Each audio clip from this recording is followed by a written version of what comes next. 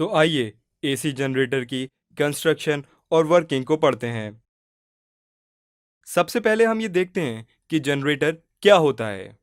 तो students, generator वो device होता है जो मैकेनिकल एनर्जी को इलेक्ट्रिकल एनर्जी में कन्वर्ट कर दे। अब हमारा नेक्स्ट क्वेश्चन होना चाहिए कि एसी जनरेटर क्या होता है। तो यहाँ से आप गेस कर सकते हैं कि एसी जनरेटर उस डिवाइस को कहेंगे जो मैकेनिकल एनर्जी को ऑल्टरनेटिंग एनर्जी या ऑल्टरनेटिंग करंट के फॉर्म में कन्वर्ट कर दे। इसका प्रिंसिपल होता है electromagnetic induction. Construction of an AC generator. तो स्टूडेंट्स, इस फिगर को देखिए। एसी जनरेटर को बनाने के लिए एक आर्मेचर कॉइल लेट से एबीसीडी को यूनिफॉर्म मैग्नेटिक फील्ड में प्लेस किया जाता है और इस कॉइल को मोटर शैफ्ट पर माउंट कर दिया जाता है। इस कॉइल के एंड्स को स्लिप रिंग्स R1 और R2 से कनेक्ट कर दिया है और फिर ब्रशेस B1 और B2 की मदद से गैल्वेनोमीटर को कनेक्ट किया गया है। Working of an AC generator. तो students, AC generator electromagnetic induction के प्रिंसिपल पर वर्क करता है। तो इस फिगर में हम ये देख सकते हैं कि आर्मेचर कॉइल एबीसीडी को जब हम मैकेनिकली रोटेट करते हैं तो मैग्नेटिक फील्ड और एरिया वेक्टर का एंगल चेंज होता है। इस एंगल के चेंज होने के कारण मैग्नेटिक फ्लक्स लिंक्ड भी चेंज हो जाता है और फैराडेज लॉ के अनुसार जब भी लिंक्ड मैग्नेटिक फ्लक्स चेंज होता है तो ईएमएफ इंड्यूस होता है। चलिए मान लेते हैं कि कॉइल के मैकेनिकली रोटेट होने की एंगुलर स्पीड ओमेगा है और ये बी मैग्नेटिक फील्ड में प्लेस है। कॉइल का एरिया ए है और किसी भी इंस्टेंट ऑफ टाइम पर बी और ए के बीच का एंगल थीटा है। हम जानते हैं कि flux phi B A cos theta के बराबर होता है। तो किसी भी गिवन इंस्टेंट ऑफ टाइम पर मैग्नेटिक फ्लक्स की वैल्यू हो जाएगी B A cos omega T. और अगर आर्मेचर कॉइल में n टर्न्स हैं तो फैराडेज लॉ के अनुसार induced EMF is equals to minus N D phi by D T. और क्योंकि हम जानते हैं कि phi is equals to B A cos omega T, तो यहाँ पर बी और ए कांस्टेंट होने के कारण डिफरेंशियल से बाहर आ जाएंगे और फाइनल एक्सप्रेशन इंड्यूस्ड ईएमएफ की हो जाएगी एन बी ए ओमेगा साइन ओमेगा टी।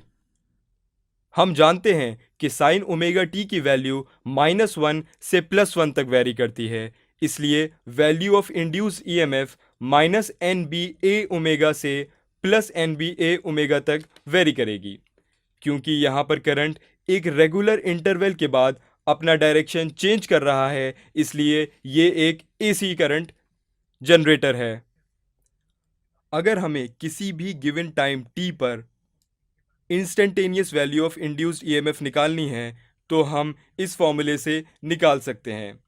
इस फॉर्मूले में हमने सिर्फ ओमेगा को 2 पाई न्यू के बराबर प्लेस किया है। इस एनिमेशन को ध्यान से देखिए। इस एनिमेशन में हम ये देखते हैं कि जब कॉइल 0 डिग्री से 90 डिग्री तक रोटेट कर रहा होता है तो इंड्यूस्ड ईएमएफ की वैल्यू बढ़ रही होती है। 90 डिग्री पर वो अपनी मैक्सिमम वैल्यू तक पहुंचता है और फिर 90 से 180 में फिर डिक्रीज होने लगता है। 180 डिग्री पर आते ही कॉइल जीरो करंट या जीरो डिफ्लेक्शन गैल्वेनोमीटर शो कर रहा होता है।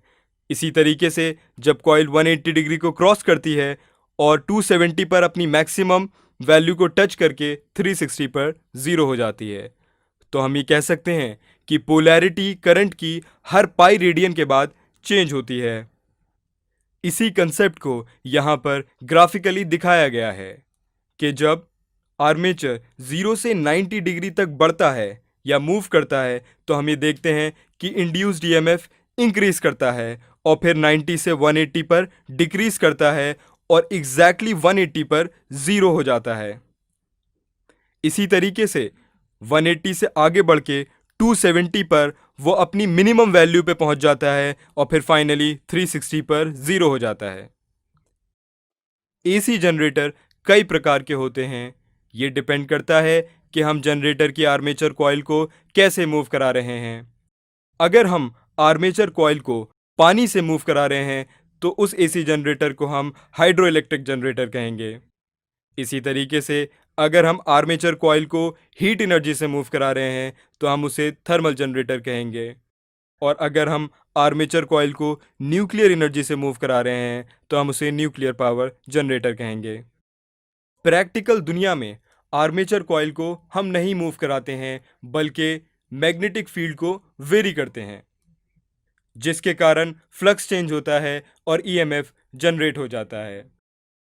इस जनरेटेड एसी करंट की फ्रीक्वेंसी अलग अलग देशों में अलग अलग होती है। जैसे भारत में ये 50 हर्ट्ज पर काम करता है और अमेरिका के अंदर ये 60 हर्ट्ज पर काम करता है।